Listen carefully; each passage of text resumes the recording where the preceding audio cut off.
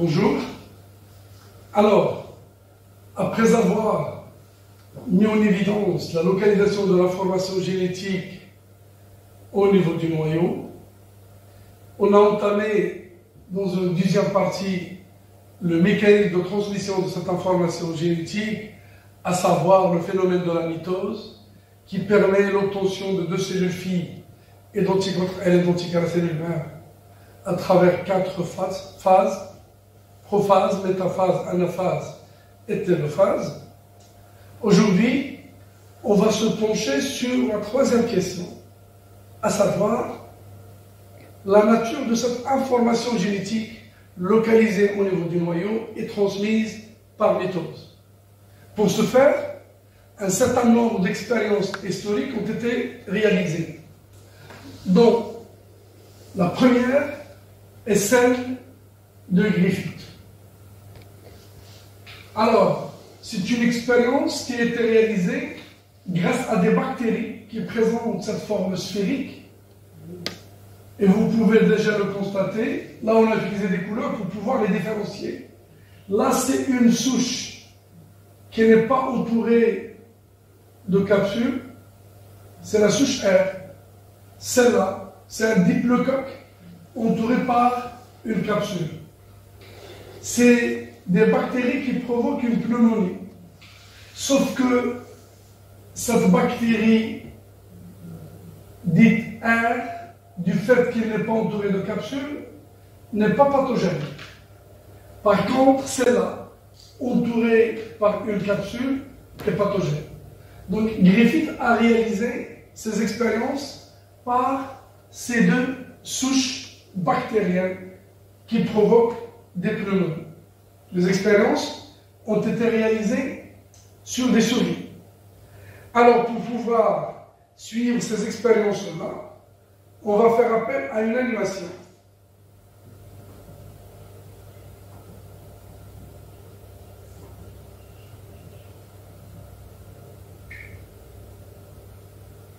À travers laquelle on va suivre chacune des 4 expériences réalisées par Griffith. Alors, désolé.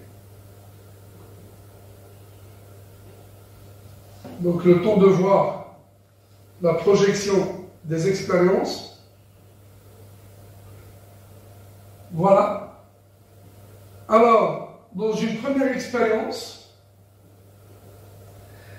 Griffith a injecté la souche S. Rappelez-vous bien que nous avons utilisé 2 souches, la souche S et la souche R.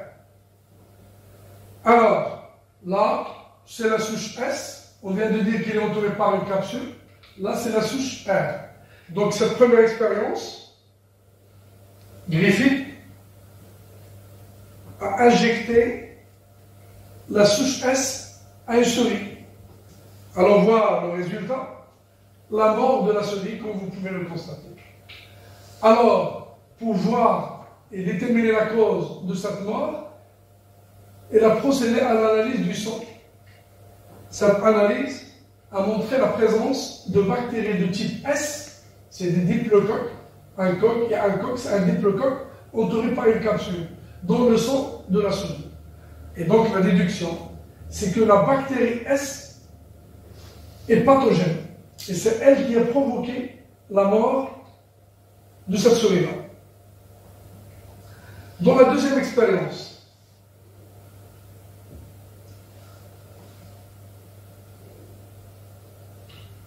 Griffith a utilisé des souches S. Comme vous pouvez le constater, nous avons modifié la couleur de la capsule pour dire que c'est des bactéries S, mais qui sont tuées par la chaleur. Donc pour leur faire perdre leur pouvoir pathogène. La pathogénicité de ces bactéries est perdue par la chaleur. On va voir le résultat de l'injection de cette souche S tuée. Le résultat, aucun effet visible sur la souris, il n'y a pas de mort de la souris. Et donc là, on peut déduire que c'est la capsule qui est responsable de la virulence de la bactérie, puisqu'après destruction de cette capsule par la chaleur, il y a survie de la souris, et donc la capsule est responsable de ce pouvoir pathogène. Alors, il y a, dans une première expérience, Griffith a injecté la souris S vivante. Il y a la mort de la souris. L'analyse du sang a montré la présence de S dans le sang. La deuxième expérience, elle a injecté la souche S, toujours, mais elle est tuée par la chaleur. Il y a la survie de la souche S. Et donc, la chaleur, elle a détruit la capsule, et donc la capsule a un rôle dans la pathogénicité de cette bactérie qui provoque la mort de la souris. Dans une troisième expérience, Griffith, cette fois-ci, il va utiliser la souche qui ne possède pas de capsule. Comment on a qualifié cette souche ne possédant pas de capsule? C'est la souche R. On va voir l'injection de cette souche, qu'est-ce qu'elle a donné? Voilà, la souche, seringue, injection. Aucun effet visible sur la souris. Donc, la souche R, qu'est-ce qu'elle a? Elle n'est pas pathogène. Qu'est-ce qu'elle a de si particulier, cette souche R? Elle n'a pas de capsule, contrairement à la souche S. Donc, R n'est pas pathogène, n'est pas virulente, elle n'a pas provoqué la mort de cette souris cette fois-ci. Alors, avant de voir la quatrième expérience, retenez bien que dans une première expérience, Griffith a injecté S tué. Il y a la mort de la souris. Pardon, S vivante. Il y a la mort de la souris. Après injection de S tué, il y a survie de la souris. La différence entre S vivante et S tué, c'est la capsule qui a été détruite par la chaleur. Donc, pour dire que c'est la capsule qui est responsable de la pathogénicité de S.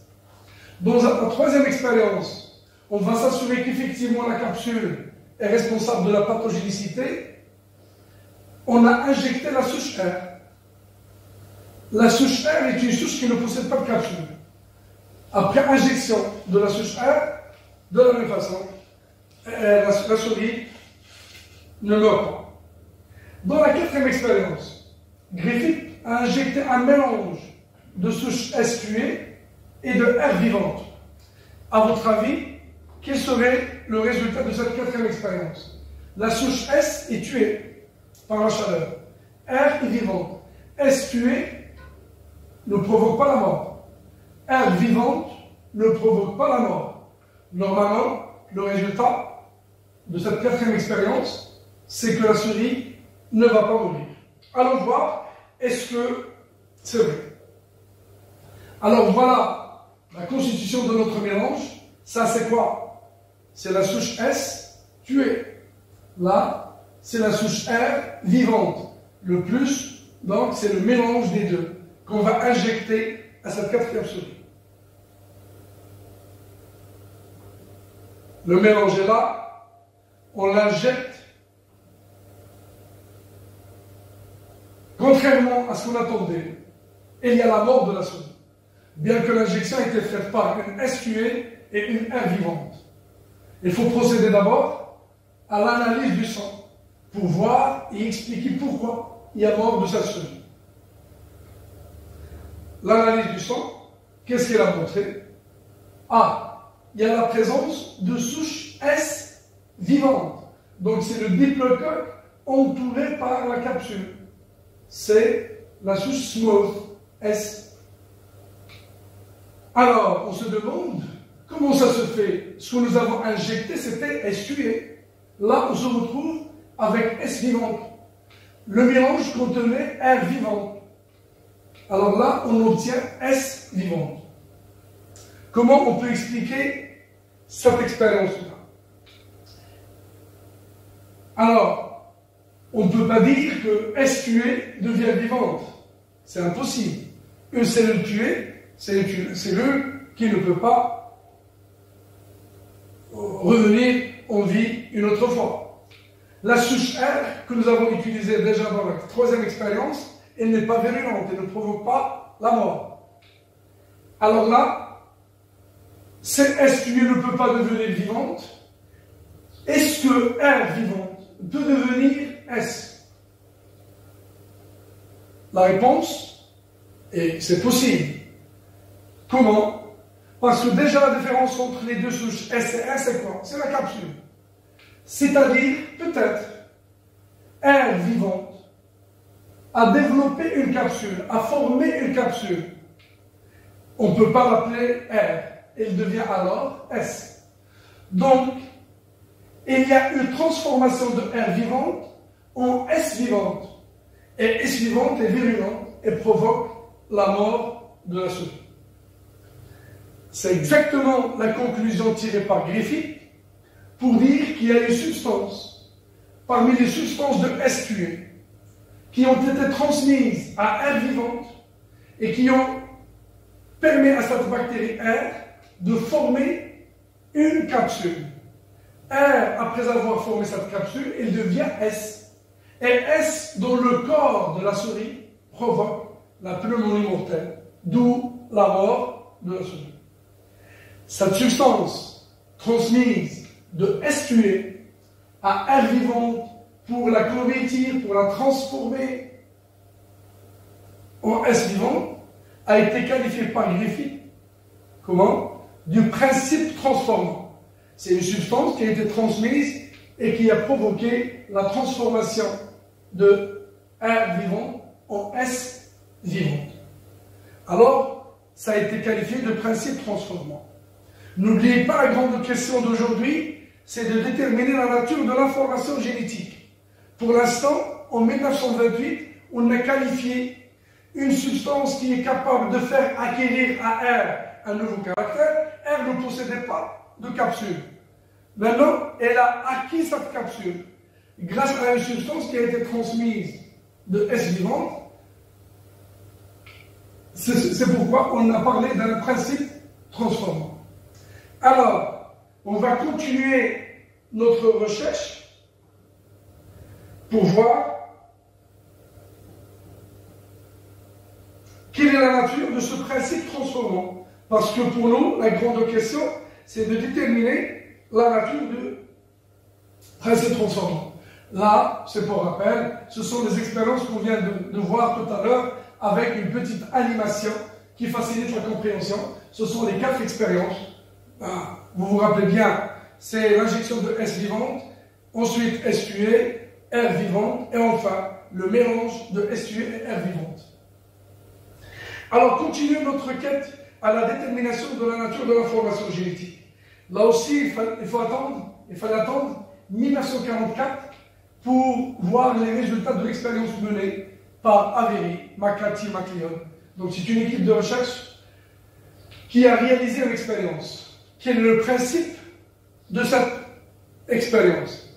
L'objectif, c'est de déterminer la nature de cette substance, de cette matière qui a été transmise de S tué vers R vivante pour la convertir en S vivante. Alors, cette équipe d'Avery et collaborateurs, elles ont refait la 4e expérience de Griffith, c'est-à-dire l'expérience dans laquelle on injecte un mélange de S et de R, S tué bien sûr, et de R. Sauf que elles ont veillé à chaque fois d'éliminer un constituant, un débris parmi les débris de S tué. Dans ce tube-là, elles ont utilisé l'enzyme protéase. C'est une enzyme qui va éliminer toutes les protéines qui sont dans les débris de S tué. Dans ce tube-là, des enzymes qui digèrent les sucres. Donc, tous les composés glucidiques vont être détruits par cette enzyme, donc S tué. Là, c'est une lipase. Là, l'enzyme, c'est une ARNase. C'est une enzyme qui dégrade l'ARN. Et enfin, une ADNase, c'est une enzyme qui va dégrader l'ADN. Alors, c'est important de comprendre le principe de cette expérience. On va refaire exactement l'expérience, la 4e expérience de Griffith, sauf que cette fois-ci, c'est pas S tué dans sa totalité, mais S tué après avoir éliminé un constituant. Donc, on va procéder par élimination. On va éliminer les protéines et voir le résultat, les sucres, les lipides, l'ARN, l'ADN, et voir le résultat. Est-ce que vous avez compris le principe avant d'aller voir les résultats de ces expériences-là? Donc nous avons SQA, c'est des débris. Nous, on cherche savoir quel est ce débris, quelle est cette matière qui est passée de SQA vers R pour la transformer en S vivante. La façon de faire, c'est d'éliminer à chaque fois un élément en faisant intervenir des enzymes spécifiques. Alors dans ce tube-là, qu'est-ce qu'on va avoir? On aura ici le mélange SQA et R vivante, mais sans protéines. Là, on aura le même mélange, mais sans sucre. Là, on aura le même mélange sans lipides. Le même mélange de SQA et R vivante, mais sans ARN. Le même mélange, mais sans ADN. Vous pouvez voir après injection de ce mélange SQA et R vivante sans protéines, il y a mort de la souris. Que peut-on conclure? Alors, on a éliminé les protéines, on a injecté le mélange, excepté les protéines, il y a la mort de la souris. Donc les protéines ne sont pas le principe transformant. Après élimination des lipides, des sucres pardon, même résultat. Ah donc le principe transformant, ce n'est pas des glucides, non plus les lipides. Dans ces cas-là, les souris ne meurent pas. Plutôt, elles dégénèrent, elles meurent. Pourquoi? Parce que les protéines, les glucides, les lipides, l'ARN, ce ne sont pas le principe transformant. Après leur élimination, pourtant le mélange provoque la mort de la souris. Dans cette dernière expérience, dans ce mélange-là, qui ne contient pas l'ADN parce qu'on a fait agir l'enzyme adénase, qui élimine spécifiquement l'ADN. Là, vous pouvez le constater déjà. Qu'est-ce qu'il y a? Il y a la survie de la souris. Ah, on a injecté le mélange. La seule chose absente, c'est l'ADN qui est éliminé par l'enzyme adénase et la survie de la souris. Donc, le principe transformant identifié par Griffith est bel et bien l'ADN à travers ses expériences d'Avery. Donc, après 1928, il fallait attendre 1944 pour que Avery puisse démontrer que le principe transformant dont parlait Griffith c'est l'ADN, parce que c'est le seul élément, c'est la seule substance qui, après avoir éliminé, il y a survie de la souris. On a éliminé les autres éléments et on a injecté le mélange, il y a toujours la mort de la souris. Donc, sur le plan chimique, l'information génétique, c'est ADN. A, c'est pour acide, D, c'est pour désoxyribonucléique. Donc, c'est un acide nucléique qui s'appelle ADN. Vous pouvez déjà constater que c'est des expériences qui ont apporté beaucoup de choses et qui ont clarifié davantage la nature chimique d'ADN. Et pourtant, la communauté scientifique est restée sceptique par rapport à ça. Et donc, il fallait chercher d'autres expériences pour pouvoir confirmer qu'effectivement, le matériel génétique est constitué de l'ADN. Et donc, l'ADN constitue le support de l'information génétique. Donc, de 1944, il faut attendre 1952. De 1952, avec l'expérience de Hershey et Chase. C'est une expérience connue par l'appellation de bactériophage. Ça consiste en quoi? Là, nous avons une bactérie. Elle est là. Cette bactérie fait la cible de ces virus. C'est des phages, c'est des bactériophages, c'est-à-dire des virus qui parasitent obligatoirement des bactéries et sont spécifiques à des bactéries. On constate, on voit ici comment les virus attaquent les cellules. Elles s'accolent sur leurs parois et injectent leur matériel génétique. On va voir ça en détail à travers une petite vidéo qui nous montre ça. Donc c'est une expérience dont l'objectif est de confirmer que la nature de l'information génétique est effectivement l'ADN. Là, c'est un schéma explicatif qui nous donne la structure simple de ce parasite obligatoire, le virus, le bactériophage ou bien le phage T2. C'est une capside protéique qui se prolonge avec un tube caudal, et puis nous avons des fibres et des épines à ce niveau-là. Et à l'intérieur, il y a un matériel génétique qui est l'ADN. Donc ce n'est pas une cellule, il n'y a pas les constituants de la cellule, c'est une entité faite avec une enveloppe, on peut qualifier ça d'enveloppe protéique.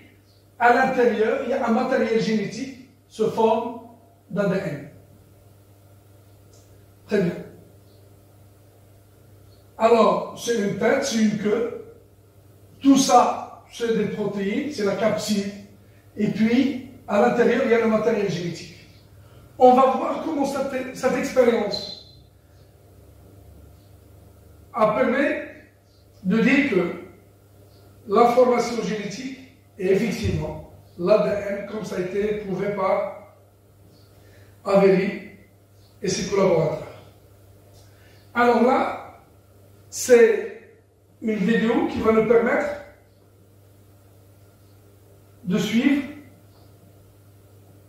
donc un tout petit réglage. Très bien. Alors ce que nous voyons ici, c'est quoi?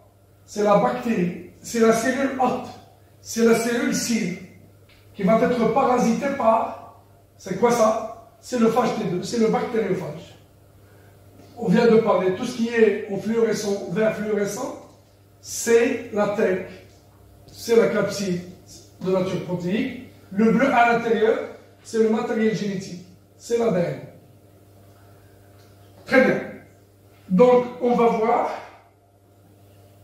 comment cette expérience a confirmé que le matériel génétique est l'ADN. Alors là, c'est des choses dont je viens de parler, c'est la structure simple des virus d'une manière générale. Donc nous avons l'ADN et nous avons le revêtement de nature protéique. Alors, ce virus arrive à la surface de la bactérie, de la cellule, elle se fixe et injecte leur ADN à l'intérieur de cette bactérie. Donc, comment on a exploité cette multiplication virale pour dire que, effectivement, le matériel génétique est l'ADN. Là, l'expérience qui a été faite est la suivante. Il y a les protéines et il y a l'ADN. Donc, on a procédé à la radioactivité qui nous offre un moyen de faire le suivi. Donc, les protéines ont été marquées par le soufre S35, c'est un constituant qu'on trouve au niveau des protéines. Donc, il y a le soufre dans certains acides aminés, et donc on a fait le marquage pour pouvoir visualiser et suivre la radioactivité du bactériophage.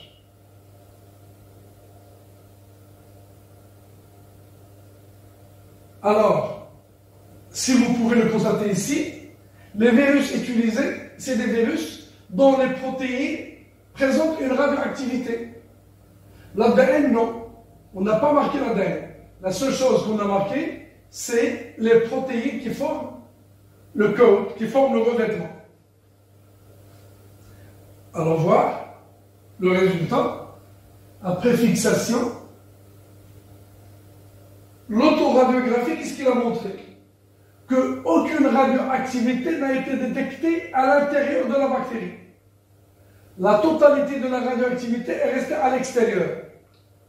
Donc c'était suffisant pour dire quoi? Les protéines ne sont pas injectées à l'intérieur de la bactérie.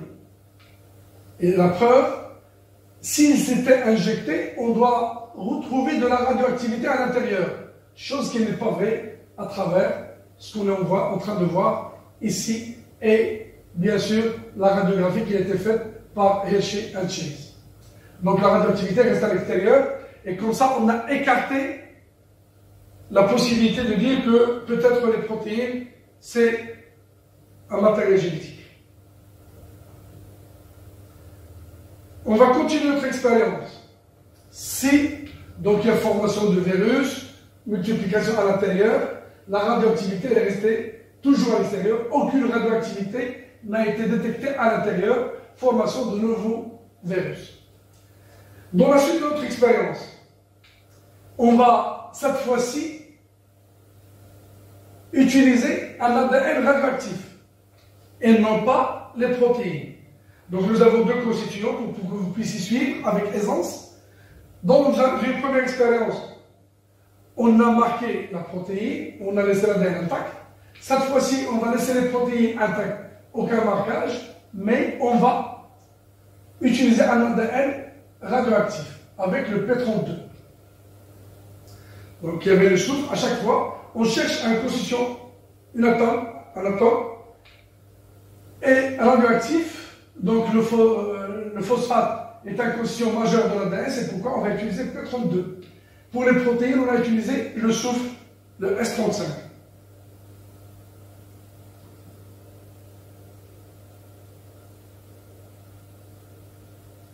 Alors, on a refait l'expérience.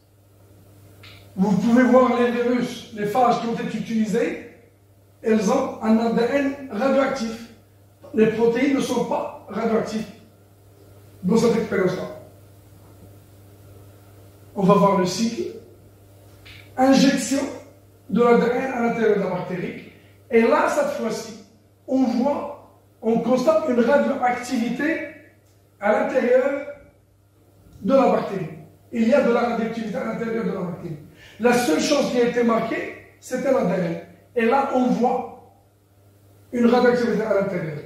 Et donc, c'est suffisant pour dire que, le seul élément qui a été injecté, c'est l'ADN. Cet ADN, une fois à l'intérieur, il s'est multiplié. En plus, il a entraîné la formation de nombreux virus. Ils sont là, avec toutes les protéines, la capsule, la capsule de la tête, c'est-à-dire la tête, la queue, avec les épines. Donc, formation d'un phage entier. Et ils sont nombreux. Et qui vont finir par éclater cette bactérie et aller conquérir d'autres bactéries. Et donc, c'est une expérience qui nous permet, l'injection de l'ADN a conduit à la formation de nombreux virus, c'est-à-dire que cet ADN, il portait toute l'information nécessaire à la formation de nombreux virus. Très bien.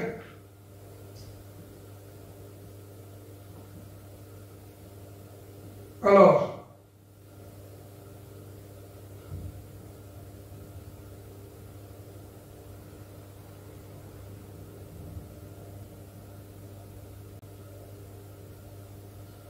là, donc, on montre un petit peu le cycle de vie du virus. Elle se fixe sur la bactérie. Elle injecte son ADN. Cet ADN porte le programme génétique qui détermine, qui commande la multiplication de l'ADN viral. Et en même temps, le matériel génétique de la bactérie, il est détruit. Là, on commence à former toutes les pièces nécessaires, tous les éléments nécessaires à la formation de virus. Là, la bactérie, elle est bourrée de virus. Donc, à partir de l'injection d'un ADN, on a toute la formation de tout ce nombre élevé de virus à l'intérieur. Donc, l'ADN qui a été injecté, elle portait toutes les informations nécessaires à cette multiplication. Cette grande charge virale à l'intérieur de la bactérie va finir par éclater la bactérie et libérer les virions à l'intérieur. Donc, la conclusion, cette expérience a confirmé avec certitude que le matériel héréditaire est l'ADN et non pas les protéines. Donc, comme récap, nous avons utilisé 3 expériences. Griffith, qui a conclu qu'il y a un principe transformant responsable de la transformation bactérienne. Avery, qui a déterminé que le principe transformant est bel et bien l'ADN, et l'expérience de la multiplication de bactériophages, qui a confirmé qu'effectivement, le matériel héréditaire est l'ADN et non pas les protéines. Ainsi prend fin notre séance, et dans la prochaine séance, on va voir de quoi est fait l'ADN, comment il est organisé, et donc détailler davantage cet ADN, puisqu'aujourd'hui, on arrive à dire que le matériel génétique qui siège au niveau du noyau et qui est transmis par mitose, c'est l'ADN. Et merci pour votre attention.